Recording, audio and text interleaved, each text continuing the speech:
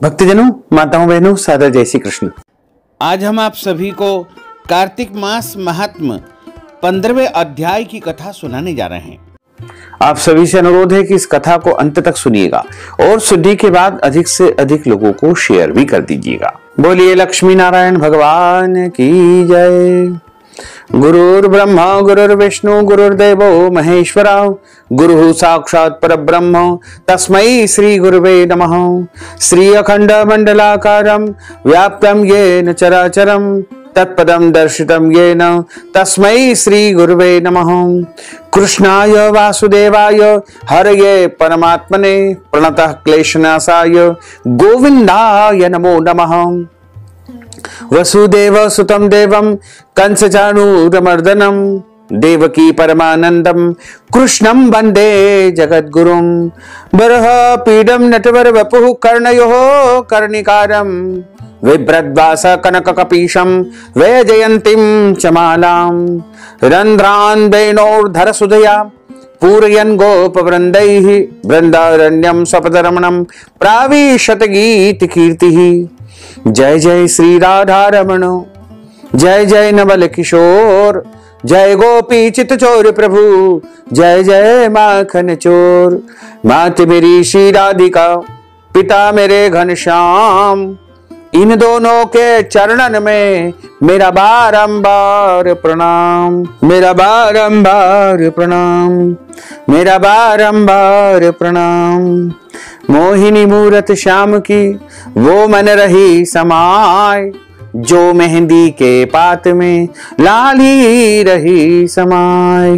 धन यौवन एक दिन उड़ जाएंगे जैसे उड़े कपूर, मन मूरख तू राम भज क्यों चाटे जगधूर। राम कृष्ण दो एक है अंतर नहीं निमेष, इनके नयन गंभीर है उनके चपल विशेष, उनके चपल विशेष।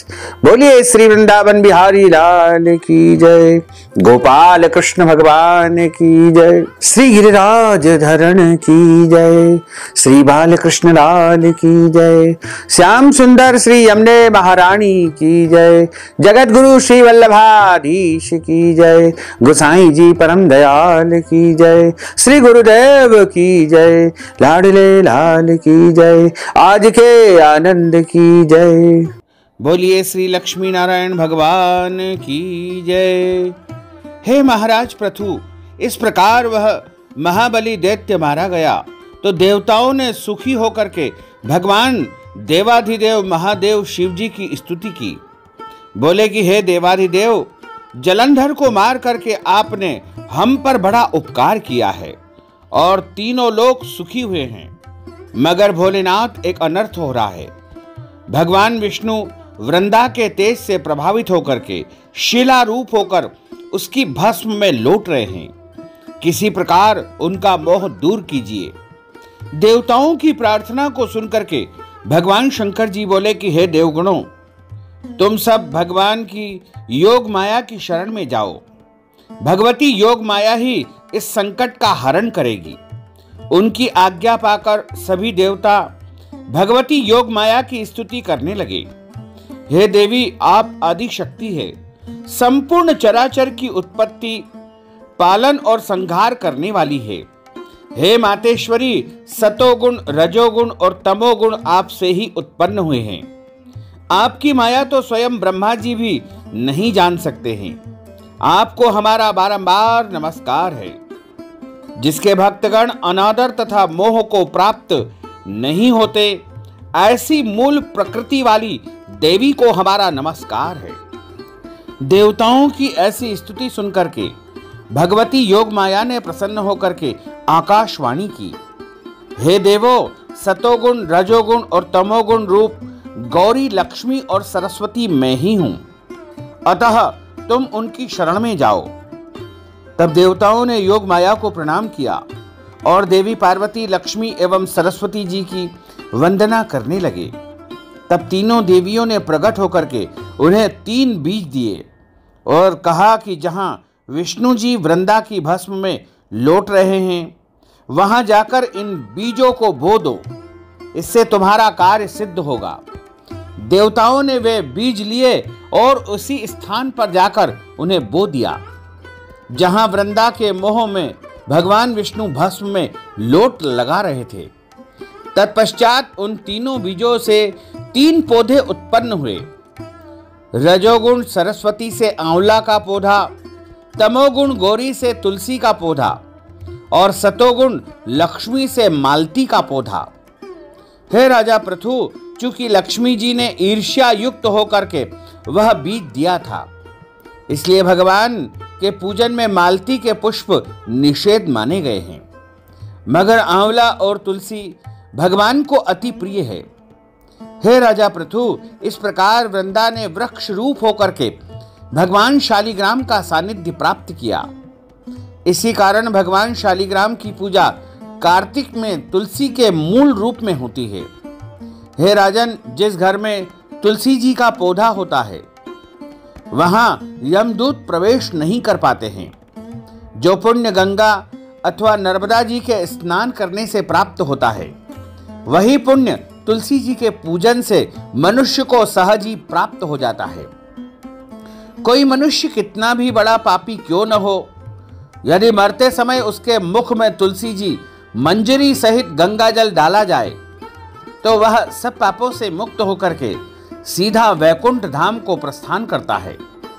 जो मनुष्य आंवले तथा तुलसी जी की छाया में अपने पितरों का श्राद्ध करता है, उसके पितृगण मोक्ष को प्राप्त करते हैं। जो मनुष्य मंजरी युक्त तुलसी दल तथा आंवले का फल मुख में रखता है, वह भगवान विष्णु की कृपा का अधिकारी बनता है।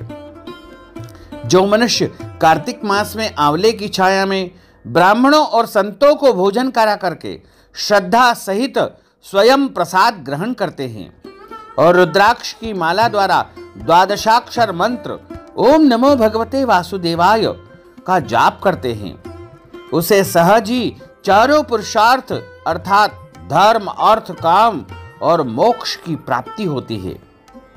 हे राजन, तुलसी और आंवले की महिमा का बखान तो स्वयं ब्रह्मा जी भी नहीं कर पाते हैं। जो कोई मनुष्य श्रद्धा भक्ति से इस कथा को पढ़ता है या सुनता है, वह भी अंतकाल में मोक्ष का अधिकारी बनता है।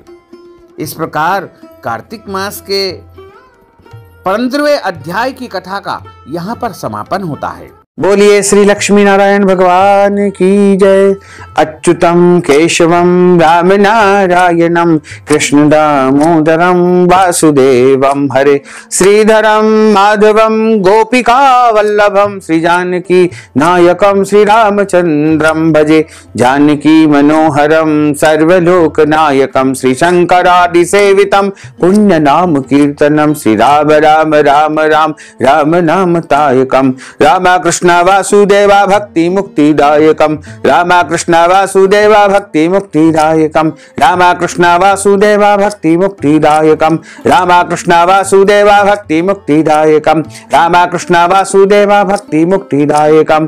बोलिए श्री लक्ष्मी नारायण भगवान की जय। श्री वृंदावन बिहारी लाल की जय। गोपाल कृष्ण भगवान की जय। श्री गिरिराज धरण की जय। श्री गोवर्धन नाथ भगवान की जय। श्री श्याम सुंदर यमुने महारानी की जय। जगत गुरु श्री वल्लभाधीश की जय। गुसाई जी परम दयाल की जय। श्री गुरुदेव की जय। लाडले लाल की जय। धर्म की जय हो, अधर्म का नाश हो, प्राणियों में सद्भावना हो, विश्व का कल्याण हो, सनातन धर्म की जय हो, गौ माता की जय हो, नगर बस्ती की जय हो, आज के आनंद की जय हो, कल के आनंद की जय हो, परसों के आनंद की जय हो, बरसों बरसों के आनंद की जय हो। ओम नमः पार्वती पते हर हर महादेव हर।